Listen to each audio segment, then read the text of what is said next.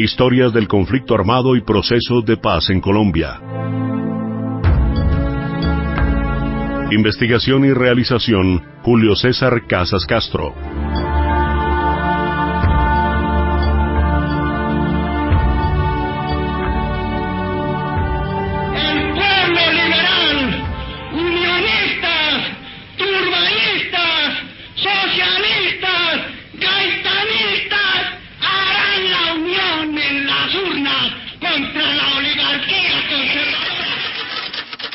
General retirado Álvaro Valencia Tovar, historiador experto en temas del conflicto armado colombiano. Jorge Eliezer Gaitán, un orador formidable, inició su vida en el Partido Comunista, pero él no tenía el Partido Comunista Soviético, sino un Partido Comunista que, tomando la ideología comunista europea, pudiera desarrollar en Colombia un plan y proceso de desarrollo socialista. No comunista, socialista. Otto Morales Benítez, comisionado de paz durante el gobierno de Belisario Betancur. Gaitán fue importante porque era una conciencia social. El liberalismo siempre ha sido un partido buscando la justicia económica y la libertad religiosa, la libertad económica de todos los marginados. Eso ha sido el signo del liberalismo. Gaitán, que era un gran orador, extraordinario, movilizador a través de la palabra de las masas de la gente, predicó las tesis liberales, de reivindicación liberal, de reivindicación de la gente, de buscar ayudar a los marginados y a los perseguidos en todos los órdenes, en el orden económico, en el orden religioso, en el orden político, en el orden social, a todos los cobijaba la palabra de él. Por eso era tan importante, porque además siempre habló desde el liberalismo con sentido social, moviendo y reuniendo a las gentes que tenían dificultades y que tenían mermas en el país. Él fue un caudillo social sin ninguna duda. La muerte de él lo demuestra. El día que lo mataron, hubo una gran rebelión en el país, una rebelión popular, porque la gente se sintió desprotegida, la gente sintió que la muerte de Gaitán era un poco la muerte de la esperanza social que ellos tenían de mejoramiento, de liberación económica, de liberación espiritual, de liberación social. Eso fue lo que la gente sintió el día que mataron a Gaitán. El conflicto se reactivaría a partir de 1946. Cuando el Partido Liberal perdió las elecciones, cediendo el control al conservador Mariano Ospina Pérez. El 9 de abril de 1948 fue asesinado en Bogotá el jefe liberal Jorge Eliezer Gaitán. Aló colombianos en el exterior, aló colombianos en el exterior, aló colombianos en el exterior, a la 1:30 del día 9 de abril de 1948, a la abril de 1948, año entre las 6:14 y 15, fue asesinado por un policía conservador, el doctor Jorge Eliezer Gaitán, por órdenes del Partido Conservador y del gobierno conservador. 4 balazos por la espalda le dio el policía conservador mandado por el gobierno conservador y asesinó a la 1:30 al salir de su oficina el doctor Jorge Eliezer Gaitán, situada en las calles 14 y 15 con carrera 6. Este crimen generó un cruento levantamiento popular en la capital del país, conocido como el Bogotazo. Por motivo de la irreparable desaparición del más ilustre hombre de Colombia, doctor Jorge Eliezer Gaitán, finalmente debe desencadenarse una revolución sin par en la historia del país. Aquí nos apoderamos de la radiodifusora nacional y de las principales secciones del gobierno. Un enorme pelotón del ejército y de la policía nos custodia. Apodérense del gobierno sin temor para derrocar este infame gobierno. Apodérense del poder y del Partido Liberal. A la carga, a la carga, a la carga, policía liberal. Si bien la violencia se extendió ese día a gran parte del país, al menos 3.500 personas murieron en los combates que se extendieron por toda una semana. César Augusto Ayala, historiador e investigador de la Universidad Nacional de Colombia. Digamos que la gente está acostumbrada a ver el asesinato de Gaitán como un fenómeno nacional, pero el asesinato de Gaitán es un fenómeno internacional. La muerte de Gaitán se da en el contexto de la revolución guatemalteca, en el contexto del proceso revolucionario boliviano. Entonces el mundo de la Guerra Fría estaba buscando un pretexto para montar todo el aparato de la Guerra Fría. Colombia va a participar en la Guerra de Corea los años siguientes. Entonces la muerte de Gaitán para efectos de la Guerra Fría es más importante incluso que la muerte de Gandhi, que también fue en ese año, en enero del 48. Y sin embargo la muerte de Gandhi no fue tan trascendental como la muerte de Jorge Eliezer Gaitán, porque se da en el contexto de la 9ª Conferencia Panamericana, que instauraba el acta de los países que después serían la OEA, pero el mensaje era la instauración de la Guerra Fría como un proceso irreversible. Ahora, nacionalmente tuvo mucha repercusión porque era el aborto de un proceso de reivindicación popular que sintetizaba lo popular en luchas hasta ese momento. Es decir, Colombia no había logrado fabricar, digamos, un caudillo. Colombia no tenía tradición de un caudillo popular desde el asesinato de Rafael Uribe. Entonces, Gaitán sintetizó anhelos de reforma social que venían en cápsulas de la Revolución Mexicana, del aprismo, del peronismo, de las revoluciones que le he mencionado, de Guatemala y de Bolivia. Entonces, como él sintetiza eso, la muerte de él no produce la violencia, pero sí la anima, la potencia. Digamos que si no muere Gaitán, no hubiéramos tenido una radicalización de la violencia de la manera como fue. Antonio Navarro Wolf, político colombiano. El 9 de abril de 1948, ese día mataron a José Eliezer Gaitán en Bogotá y empezó una guerra del siglo XIX en la mitad del siglo XX, una guerra entre liberales y conservadores. Esa guerra del siglo XIX en la mitad del siglo XX es la que explica por qué en Colombia hay un conflicto que no termina cuando han terminado todos en América Latina, porque la polarización que generó entre liberales y conservadores, esa violencia liberal conservadora que empezó el 9 de abril de 1948, es la que marcó al país y sirvió para que en las zonas rurales especialmente hubiera una base social para movimientos guerrilleros. Y es tan así que eso empezó en esa fecha, o mejor dicho, en el conflicto liberal conservador de mediados del siglo pasado, que Manuel Marulanda Vélez, antes de ser comunista y fundador de las FARC, era un comerciante en un pueblo del norte del valle, en un pueblo conservador, y él era liberal, y le dijeron: señor, se llamaba Pedro Antonio Marín, como era de usanza en la época, tiene 24 horas, se va o lo matamos. Y el señor se fue, pero no se fue para otra parte, sino a montar otro granero, sino que se fue para la guerrilla del Sumapaz liberal. Y fue guerrillero liberal después en el sur del Tolima y después se transformó en las FARC. Después se transformó en el comandante de las FARC.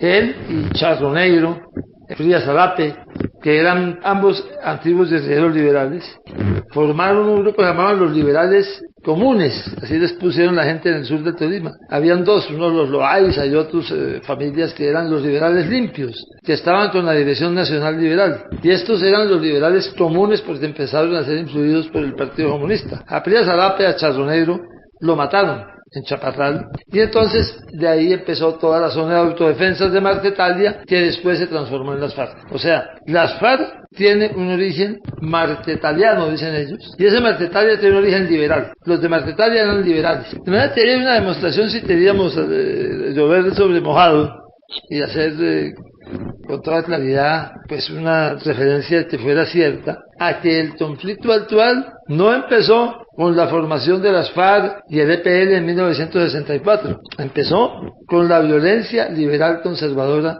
en 1948. Alejo Vargas Velázquez, profesor e investigador de la Universidad Nacional de Colombia. Pues yo creo que lo que comúnmente llamamos el conflicto armado, no hay duda que tiene raíces en la violencia conservadora y liberal de mediados del siglo pasado. Es decir, creo que prácticamente desde 1946, en que empieza la Segunda República Conservadora y que el conservatismo, digamos, va a desarrollar una política fuertemente, digámoslo así, buscando consolidar sus mayorías electorales por la vía de utilizar elementos coercitivos, especialmente la Policía Nacional, pero también las gobernaciones, las alcaldías, etcétera. Porque es en ese contexto en que van a surgir estos grupos de guerrillas liberales y algunas guerrillas comunistas, que es donde, digamos, vamos a encontrar las raíces de lo que luego va a ser el surgimiento de las tres primeras guerrillas, las FARC, que era sin duda básicamente guerrillas campesinas de influencia comunista y liberal, que hacen su proceso, digamos, de reconversión a guerrillas con una mayor influencia ya de orientación comunista. El ELN, que también va a tener dentro del grupo de sus fundadores un núcleo de la antigua guerrilla liberal del Magdalena Medio de Rafael Rangel, que fue el jefe de la guerrilla liberal de esa región, y aún en el caso del EPL, que va a tener en uno de sus fundadores, especialmente Julio Guerra, en el Alto Sinú y Alto San Jorge, a un antiguo dirigente de la guerrilla liberal. Entonces, si bien estas guerrillas, digamos, formalmente podríamos decir que se crean en 1964, con la operación Marquetalia en el caso de las FARC y la primera marcha guerrillera en el caso del ELN, que coinciden por total coincidencia histórica porque correspondían a procesos muy distintos, en que fue 1964. Estas guerrillas, si bien empiezan allí formalmente, tienen antecedentes en las guerrillas liberales de la época de esa violencia de los gobiernos conservadores contra el sectores del liberalismo y por supuesto la reacción también de estas guerrillas liberales contra el gobierno conservador de la época. Los pájaros es una denominación genérica que se da a lo que podríamos llamar los antecesores históricos de lo que vamos a conocer más contemporáneamente como los sicarios. Solo que los pájaros, que si bien eran asesinos a sueldo, pero eran asesinos a sueldo con un componente de orden sectario. Es decir, los pájaros liberales solamente mataban conservadores y los pájaros conservadores solamente mataban liberales, a diferencia del sicario contemporáneo, que ya va a ser, digámoslo así, un producto más del capitalismo, ya no tiene elementos de orden político ideológico, sino que es un verdadero profesional de la muerte, por denominarlo así. Y la expresión policía chulavita, que es a la que se atribuye, hace referencia a la policía conservadora en este periodo de la Segunda República Conservadora, el gobierno del presidente Mariano Ospina, pero sobre todo de Laureano Gómez, que va a ser reclutada fundamentalmente en una zona del norte de Boyacá conservadora, especialmente una vereda que tiene esa denominación, pero no porque todos fueran de esa vereda, sino que se le da ese genérico, que era una policía conservadora, partidizada, y que fue particularmente muy violenta en ese contexto de la violencia de la República Conservadora y el liberalismo, las guerrillas liberales. A ver, yo creo que la violencia liberal conservadora es anterior a la muerte de Gaitán, viene de antes. Sin embargo, el 9 de abril de 1948, que se produce el asesinato del caudillo Jorge Eliezer Gaitán, efectivamente va a acentuar esa violencia, no solo por lo que fue el fenómeno del Bogotazo, aquí en Bogotá, y otros fenómenos como el de la Comuna Popular Liberal en Barranca Bermeja e igual en otras localidades, sino porque esto acentuó mucho más tanto la formación de guerrillas liberales de resistencia como igualmente la violencia de el gobierno conservador. Y digo que eso es bastante obvio porque recordemos que antes de la muerte Gaitán antes de su asesinato, él había liderado aquí en Bogotá la famosa Marcha del Silencio, que era justamente contra la violencia que ya estaba en curso en ese momento, e igualmente lo había hecho en Manizales. Entonces, digamos, ya la violencia era un fenómeno que estaba en curso, pero obviamente el asesinato de él, que era el jefe único del Partido Liberal y un caudillo con un arraigo popular muy grande, pues evidentemente va a generar la normal reacción de retaliación de estas bases liberales, pero además la generalización de la violencia. ¡Ay del Partido Conservador! Si olvidando la doctrina se envenena con los personalismos. ¡Ay del Partido Conservador! Si rompiendo sus tradiciones y disciplinas se deja invadir por las estériles agitaciones politiqueras. ¡Ay del Partido Conservador! Si entrega sus destinos a las mentes equidistantes que sin fe ni amor al ideal en los momentos de peligro se repliegan al fiel de la balanza como trinchera de quietud y sosiego. Y ay del país, ay de la República Cristiana, ay de la libertad, ay de la tranquilidad de la vida, si el Partido Conservador no sabe estar a la altura. General retirado Álvaro Valencia Tovar, historiador experto en temas del conflicto armado colombiano. Ya la violencia estaba llegando, ya había pasado el 9 de abril, y Laureano Gómez, ya presidente electo, hizo una visita a los Estados Unidos. Primero, aquí en la Cámara Colombo-Americana había hecho una exposición, como todo lo de él, muy excelente, y en la Cámara le dijo a los Estados Unidos que debían invitar a Ospina. Él no podía irse en esos momentos, y entonces surgió como segunda figura, y no designada por Ospina, Laureano Gómez. En las elecciones fueron unilaterales porque el Partido Liberal se retiró del proceso electoral a raíz del homicidio cometido en la persona de un hermano. De manera que en ese momento el Partido Liberal se retiró de la Unión Nacional y se retiró totalmente del poder. Laureano visitó los Estados Unidos todavía como presidente electo, y en el Congreso, discurso ante el Congreso, dijo que Colombia, bajo su gobierno, participaría en la guerra contra el comunismo en Corea. No precisó exactamente qué, pero dijo que si de él dependía, sería un batallón y una fragata de guerra. Era obvio que en ese momento lo que iba a producirse era una participación colombiana, eso ya era un hecho absoluto. Y se decidió hacerlo con voluntarios, tanto de la Armada como del Ejército. Pero en el Ejército hubo un jefe de personal y otro personaje ahí que sí hicieron un reclutamiento de voluntarios, pero con sello político, por regiones. En la región de la Ubita, en Boyacá, de donde salen los famosos chulavitas, pues ahí dieron un montón de voluntarios. Yo resulté voluntario sin haber pedido. Es el único caso de voluntario a dedo. Usted es voluntario y va y se para Corea. Bueno, yo estaba en Estados Unidos cumpliendo una misión de adquisición de material de guerra. Cuando llegó el ministro de Guerra, Urdaneta, enviado por el presidente ya para materializar la oferta. Y él me pidió que lo acompañara y lo acompañé.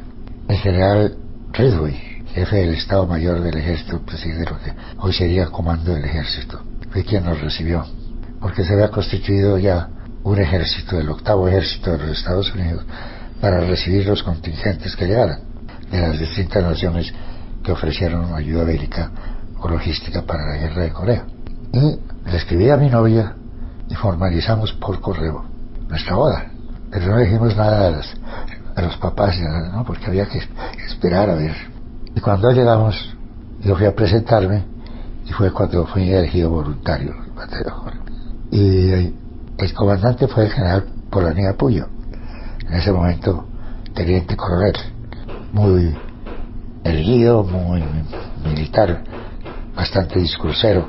El entrenamiento se le condujo aquí en una forma muy precaria, en las escuelas del Cantón Norte, caballería, infantería y blindada.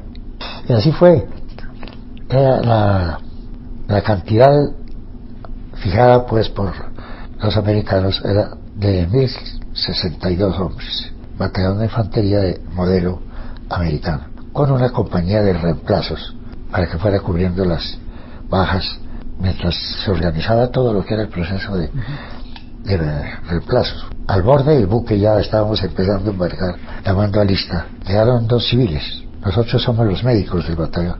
La instrucción se había hecho para el capitán Rubiano Grot, hermano de los coroneles Rubiano Grot, y no lo dejaron ir a tiempo ya de embarcar.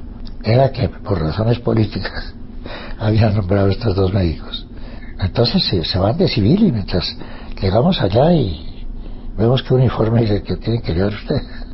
Bueno, llegamos ya a Corea y campo de entrenamiento, bautizo de fuego, me tocó a mí comandarlo, un entrenamiento avanzado en un campo de adiestramiento que tenía el 8º Ejército y al frente de guerra. Fueron 4 años casi, con todas las experiencias imaginables, y cuando llegamos nos iban repartiendo por los batallones y muchos oficiales, hasta comandantes de batallón, entendieron la importancia que había de tener un grupo de veteranos de la única guerra que había tenido el país, y sobre todo una guerra moderna, que había sido tanto de operaciones regulares como de patrullaje diurno y nocturno, que era lo que se estaba haciendo aquí. Darío Fajardo, investigador de la problemática agraria en Colombia. Nosotros quedamos enganchados en la Guerra Fría con la participación de Colombia en la Guerra de Corea. Y Colombia, en términos políticos y en términos militares es digamos entre comillas, un aliado incondicional de los Estados Unidos, y esto va tomando cuerpo en las políticas de desarrollo y en las políticas militares. Entonces esto a mí me parece que es muy importante tenerlo en cuenta. Se ha olvidado un poco como esos primeros años de la Guerra Fría y las implicaciones que tiene la Guerra Fría para la política nuestra. No hay que olvidar ahí que el Banco Mundial desarrolla una misión en Colombia. Una de las primeras misiones del Banco Mundial se hace en Colombia, la misión que guió el profesor Lochlin Kerry, una misión que genera un proyecto para el país, un proyecto de desarrollo sustentado precisamente en las grandes líneas de desarrollo que van a ser, digamos, actuantes hasta el presente. Y desde ese momento que se definen como las grandes directrices del desarrollo colombiano, y posteriormente a muy poco andar están definiéndose las líneas de la política militar colombiana, ¿no? Es decir, los pactos del Tratado Interamericano de Asistencia Recíproca pues enganchan a Colombia muy rápidamente. Todos estos, digamos, son matices de una política a través de la cual los Estados Unidos define su hegemonía en el hemisferio, y hay países como Colombia particularmente donde es muy fuerte este designo, términos, como le digo, términos políticos, económicos y militares.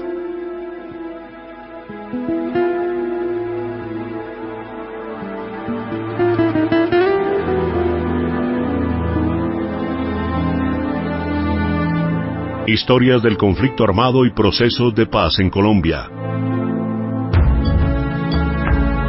Investigación y realización, Julio César Casas Castro.